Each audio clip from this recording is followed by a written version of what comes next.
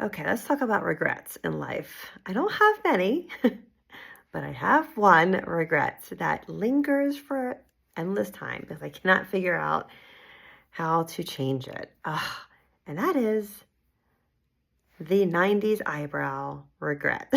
Does anybody else have the 90s eyebrow regret? So this is from overplucking in college.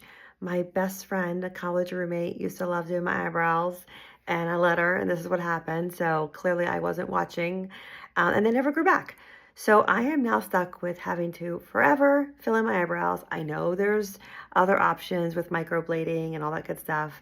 I'm just not wanting to do it. So here I am. I have to put them on every single day. But I wanted to show you the importance of eyebrows and look at the difference between having one eyebrow pretty much almost finished versus not having an eyebrow finish. I marked my brow right here, which is where the brow should start. That is how much hair is missing on my eyebrows. Another thing I wanted to take note of is your eyebrows are sisters. They are not twins. So do not treat them to be identical at any given time. They are not twins. They are sisters. I know you really want them to be perfect, but they're not. So if you get your brows shaped by a professional, which I highly recommend, I told my daughters, nobody's allowed to touch your eyebrows except for a professional. So they go get their eyebrows threaded religiously, and their eyebrows are beautiful. So they are preserved in the eyebrow dilemma that I have.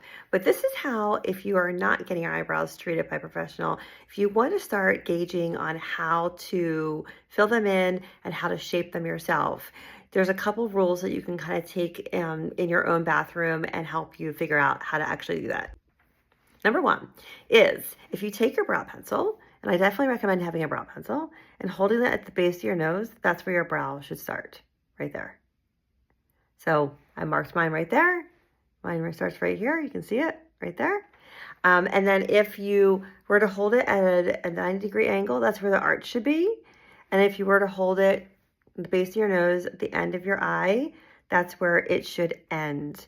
And the majority of women, even if the front of their brows are doing well, a lot of times the end of the brows are either really blonde or they are missing a lot of hairs.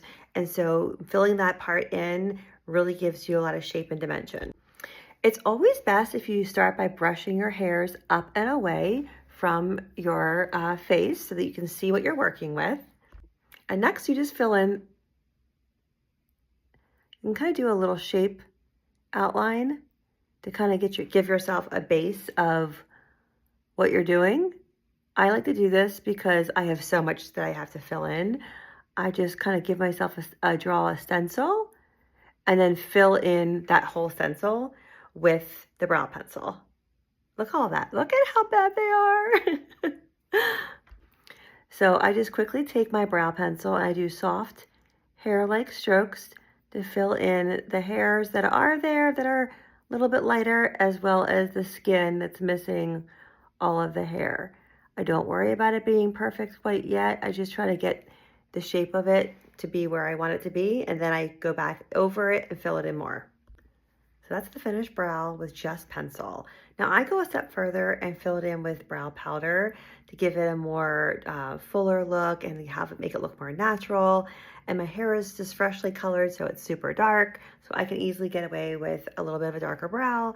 But the rule of thumb is when you are confused as to which way to go, choose lighter over darker if you're not sure which color, and of course, work with a professional that will help you match your brow color, help you fill in your brows. And remember, when you do your brows, it immediately gives your face a lifted, framed appearance versus it looking washed out, saggy, droopy, and not lifted. So when it comes to makeup, don't skip your brows, don't overpluck your brows, and don't let anybody other than a professional touch your eyebrows so you don't turn out like me. But when it comes to regrets, I would love to know, you have any?